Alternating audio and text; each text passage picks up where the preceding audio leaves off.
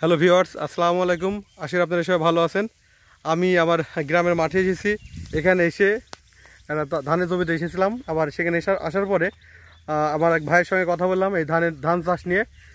তার থেকে আমরা বিস্তারিত শুনে নিব এই ধান চাষের প্রক্রিয়াটা। সে এখন আপনাদের বলবে যে ধানটা টোটালি কীভাবে চাষ করছেন তিনি।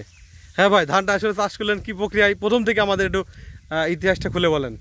ধানের জমিতে চাষ করলাম, করার পর সার মাটি দিলাম, সার মাটি দিয়ে ধানটা লাগাইলাম।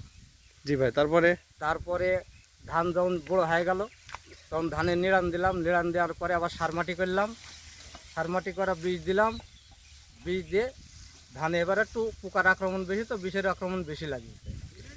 আসলে আসলে কোন ধরনের পোকা ধানে আগে লাগে আপনার কি মনে হয় ভাই? ওই যে ধানে পোকা লাগে আপনার হচ্ছে ওই যে মাছ পোকা বেশি লাগে। আর মাছ পোকা আপনি দমন করার জন্য আসলে কি প্রক্রিয়া ব্যবহার করা হয়? ওই যে বিভিন্ন রকমের বিষ কোম্পানির চিনলে হয়, এই কোম্পানির চিনলে ওই কোম্পানির চিনলিতে হচ্ছে। তারপরে কিভাবে আপনি ধান প্রক্রিয়াটা সম্পূর্ণ হলো, এখন এই সোনালী আকার ধারণ করা বন্ধ, তারপরে প্রক্রিয়াটা বলেন আপনি। প্রক্রিয়া এখন ধরেন ধান সোনালী কালার ধরেছে, আর এখন একটা ধরেন মাছ পোকা লাগছে, এই পোকা লাগছে, পোকাতে কাটি কেটে এইভাবে দিচ্ছে। এই যে দেখেন কিভাবে ধানগুলো নষ্ট করে দিতে পোকারা। হ্যাঁ, তারপরে সার পানির দাম ধরেন বেশি, ধানে এখন কি পরিমাণ ফলন আসবে, 16-18 মন করে বিঘা হয়ে ফলন আসবে। এক বিঘা জমিতে 16 থেকে 18 মন ধান উৎপাদন হতে পারে। হ্যাঁ হ্যাঁ, হতে পারে। আর এই ধান উৎপাদন করতে এক বিঘা জমিতে কত টাকা খরচ হতে পারে টোটালি আপনার? টোটালে ধরেন এখন সেচের দাম বেশি, 1000 টাকা বিঘা। তা বাদে ধরেন জমির দামও বেশি, জমিও আপনার 25,000 টাকা বিঘা। চাষির কোনো লাভ নাই এর ভিতরে। ধানের দাম যদি অনেক দ্বিগুণ বেড়ে যায় সেক্ষেত্রে কৃষকের কি লাভ হতে পারে? ওই সমান সমান হতে পারে, পেট আছে করে খেতে হবে। এই ধান চাষ পরবর্তী সময় কি আবার করার ইচ্ছা আছে আপনার?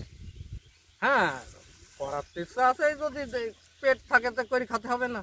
আচ্ছা, মূলত পেট আছে বলে আসলে খাবার দরকার হয়, আর এই কারণেই আমাদের বাঙালিদের প্রিয় খাবার আসলে ভাত হিসাবে আমরা দেখি, খেতে হয় এই জন্য। আচ্ছা, ভবিষ্যতে আপনার এই ধান কবে কাটার পরিকল্পনা করছেন আপনি? ধান আর সপ্তাহখানেক পরে কাটা হবে। আচ্ছা, সেই ক্ষেত্রে কাটলে আরো টাকা বেশি খরচ হয়ে যাবে। খরচ তো হবে, লিভার খরচ লাগবে, এবার মাঠে গাড়ি ঘোড়া নামবে না, মাথায় করে টানতে হবে। হ্যাঁ, মাথায় করে ধান টানলে কি অবস্থা, মানে খুবই কঠোর পরিশ্রম হয়ে যায়, কঠোরের মধ্যে থাকতে হয়, কষ্ট হয়। আচ্ছা, তাই এছাড়া আপনি আর এই যে জমির ভিতরে এখন আমি দেখছিলাম কিছু মানুষ তারা দেখছি ধানের জমিতে কাজ করছিল, তারা মূলত কি করছিল ধানের জমিতে? তামাক লাগাচ্ছে। আচ্ছা, ধানের মধ্যে তামাক লাগালে তামাকের কোনো ক্ষতি হতে পারে?